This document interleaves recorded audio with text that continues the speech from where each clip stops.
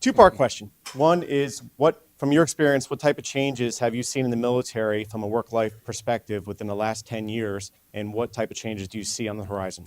The changes over the last 10 years, first of all, as you say that, have placed enormous value on what I would call decentralized leadership, sort of down to the squad level. And the squad is 10 or 11 or 12 soldiers or Marines, and even the small unit level that would make up a squad. So the responsibility delegation, because of the kinds of wars that we've been in, and the responsibility for lives at that level, and all that entails, and the teamwork is a huge change for us with respect to the combat requirements themselves. Secondly, the cultural requirements, the need to understand, and we've learned this, that we need to be thinking about looking at a problem through someone else's eyes, not just through our own. So the patience, we're not an enormously patient people in general, but the patience we have started to both learn is a requirement with respect to dealing with other cultures and absorbing that and integrating that into solutions, which may not be the perfect American solution, but it's at 70 or 80% of the American solution, it's a perfect solution in another country when it's really their country. Thirdly, just the adaptation to and the creation of technology. Sadly, there are the motivation and the ability and the requirement to break down barriers, which could be bureaucratic and financial or whatever the case might be. When lives are on the line, a lot of those things just go out the window. And so we're a much more integrated force than we used to be.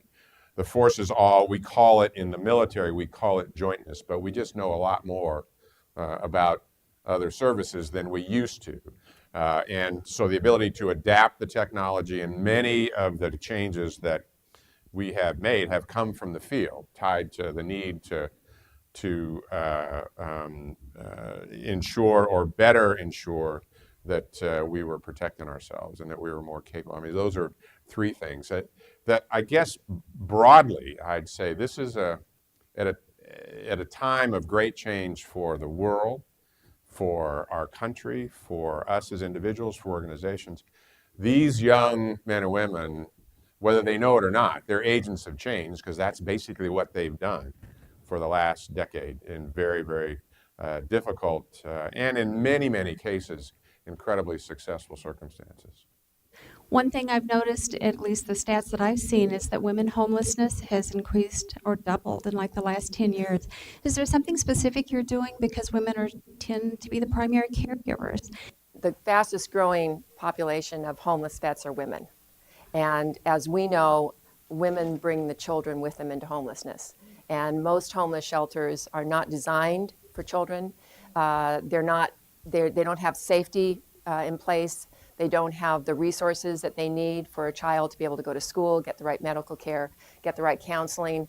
Obviously, if you have a mother that's gone into homelessness with a child, there's crisis in that child's life added from, if you recall, the child going through these long deployments and separations. Now you have a child that's gone into homelessness with a parent. The VA, there is this move to end homelessness in 5 years, which is coming up in a couple of years, and it is getting better. One of the problems for our women veterans is why they are becoming homeless. That is a problem that the military has addressed. Oftentimes when I'm engaged on these issues, the question comes up is, what about the VA? What is the VA doing?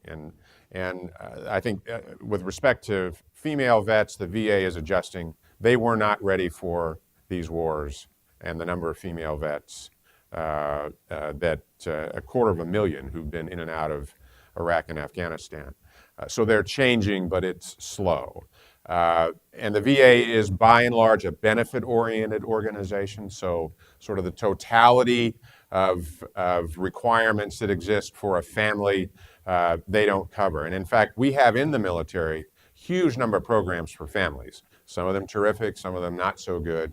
But when a military member and his or her family leaves the military, they walk off a cliff in terms of VA support for families. The VA doesn't have family programs of support. So that's that's a gap that we've got to fill. And I also believe that, back to scale, we won't be able to do this unless we reach every community in the country, community leaders there take charge and want to in the areas of education, health, and employment, and make a difference. And there are many communities that are doing exactly that to both take advantage of the potential of these great young people, as well as the challenges that they bring, and not to overstate the challenges in the military. These young people are products of America. So yes, we have a very serious suicide issue in the military, and it's more than doubled since the war has changed. But quite frankly, America doesn't pay much attention to suicide when you drill into it. It's 35,000 a year, and America does what a family does. Puts it in the closet, doesn't want to deal with it, and that's where it sits. As we try to look at the studies, or find studies that are there, actually not just nationally but globally.